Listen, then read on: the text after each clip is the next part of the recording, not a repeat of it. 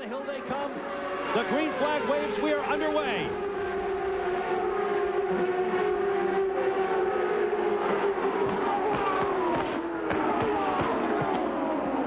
On board with Michael Andretti.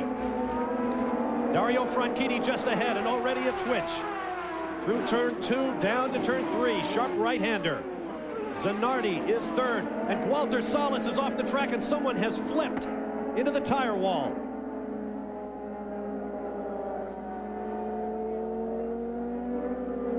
I can't tell who that is upside down, but we have a full course caution. It appears to be one of the Penske cars that's up on its roll hoop.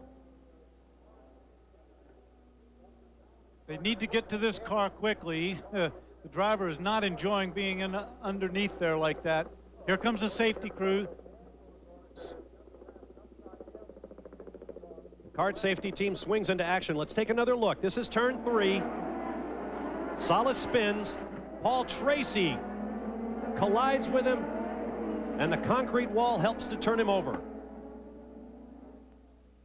That was a very unfortunate. It was nobody's fault there. Gualter Salles just spun. Paul Tracy tried to take avoiding action. Safety crew underneath there talking to him.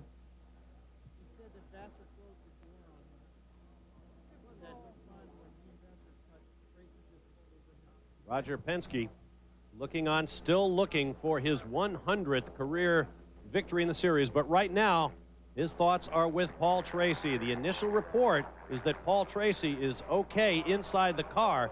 Obviously, he can't turn it over by himself, and the kart safety crew will be very careful to make sure that he is stable inside that car before they try to turn it over or extract him. You might ask why, too. Why aren't they just up there pushing on the tires and turning it over? Of course, they want to make sure he's stable and that nothing happens to him. See, now, here's Paul Tracy right here. He's going to try to take avoiding action because here's Gualter Salles on that part of the track. But Salles' rear tires are still spinning. He moves over there. Paul gets up in the air. Car's still okay, but he goes in sideways into the tire wall, and those tires just get underneath the car, and they just act as a launching ramp. It goes back to one of our stories about staying on the racetrack because it is very, very slick when you get onto that super saturated grass. The kart safety team is turning the car over. Marty Reed has more.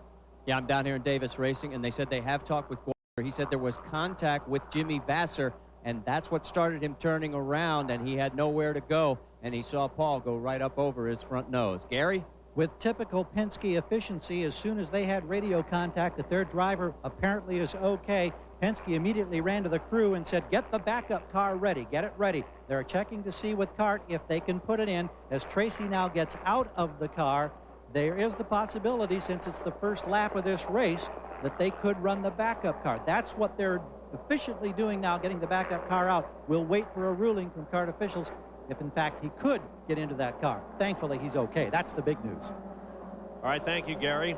Gualter Salles started 12th, Jimmy Vasser 13th, Allenzer Jr. 14th, and Paul Tracy 15th. So they were all close together on the racetrack down there in 3. There you see Paul Tracy talking with the kart safety team.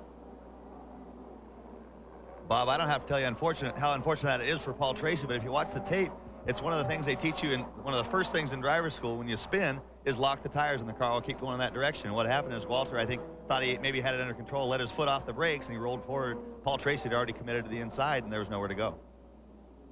I think also, of course, Roger Penske was keen to see if they could get that spare car going.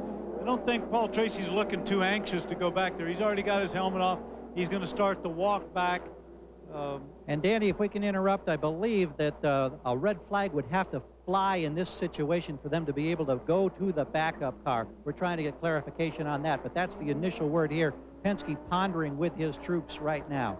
Well, if in fact Paul Tracy cannot get back in the car, there is Roger Penske conferring with his team. It would be Paul Tracy's 3rd DNF of the year, his 2nd in a row. And keep in mind, he was the points leader for 7 straight races after winning 3 in a row earlier this year. So the dark clouds remain over Paul Tracy's 1997 season, at least in the second half. We'll take a break and return for more of the Texaco Havoline 200. We're under the yellow.